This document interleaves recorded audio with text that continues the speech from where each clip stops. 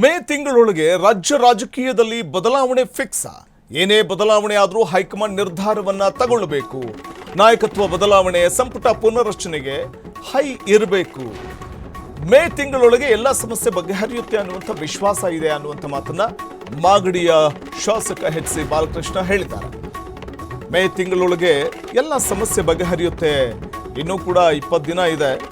So ಅಷ್ಟರೊಳಗಡೆ ಎಲ್ಲ ಸಮಸ್ಯೆಗಳು ಬಗೆಹರಿದು ಬಿಡುತ್ತೆ ಅನ್ನೋದು ಮಾಗಡಿಯ ಕಾಂಗ್ರೆಸ್ ಶಾಸಕ ಎಚ್ ಸಿ ಬಾಲಕೃಷ್ಣ ಅವರ ಮಾತು. ಎಲ್ಲರ ಹೇಳಿಕೆಗೆ ಉತ್ತರ ಕೊಡೋಕ್ಕಾಗಲ್ಲ ಅಂತ ರಾಜಣ್ಣ ಅವ್ರಿಗೂ ಟಾಂಗ್ ಕೊಟ್ಟಿದ್ದಾರೆ. ಮತ್ತೊಂದು ಕಡೆ ಏನೇ ಬದಲಾವಣೆ ಆದರೂ ಹೈಕಮಾಂಡ್ ನಿರ್ಧಾರ ತೆಗೆದುಕೊಳ್ಬೇಕು, ಅದು ಮೇ ಅಂತ್ಯದ ಒಳಗಡೆ ಆಗುತ್ತೆ ಬದಲಾವಣೆ ಅನ್ನುವಂಥ ನಿರೀಕ್ಷೆಯನ್ನ ಬಾಲಕೃಷ್ಣ ಅವರು ಇಟ್ಕೊಂಡಿದ್ದಾರೆ.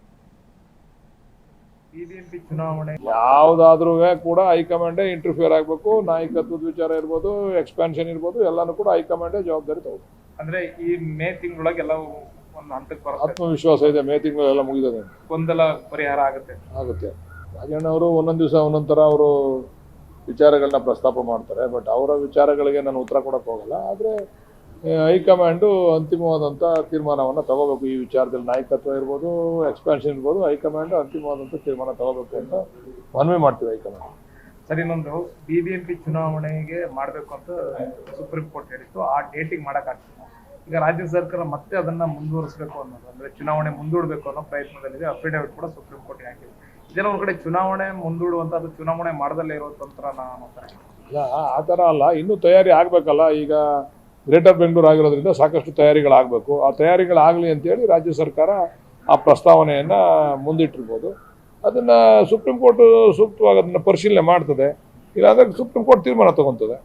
ಸರ್, ಇನ್ನೊಂದು 5 ಪಾಲಿಕೆಗಳಿದೆ ಮಾಡಿ, ಅದನ್ನ 3ಕ್ಕೆ ಮಾಡಬೇಕು ಅಂತ ಒಂದು ಪಕ್ಷದೊಳಗೆ ಒಂದು ಚಿಂತನೆ ಇದೆ ಅನ್ನೋ. ಇಲ್ಲ, ಈಗೇನು ತೀರ್ಮಾನ ಆಗಿದೆ ಅದೇ ಫೈನಲ್ ಅಂತ ನಾನಂತೂ ಅಂದ್ಕೊಂಡಿದ್ದೆ. ಸರಿ, 5ರಿಂದ 3ಕ್ಕೆ ಮಾಡೋದು. ಹೌದು, 5 ಇದೆಯಲ್ಲ, 5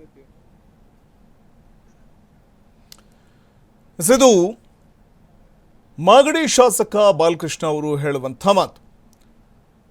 ಈ ಸಂದರ್ಭದಲ್ಲಿ ಸಂಪುಟ ಪುನರ್ರಚನೆ ವಿಚಾರ ಅದು ಹೈಕಮಾಂಡ್ ನೋಡಿಕೊಳ್ಳುತ್ತೆ, ಮೇ ತಿಂಗಳಲ್ಲೇ ಅಂತಿಮ ಆಗಬಹುದು ಅನ್ನುವಂಥ ಮಾತನ್ನು ಹೇಳಿದ್ದಾರೆ.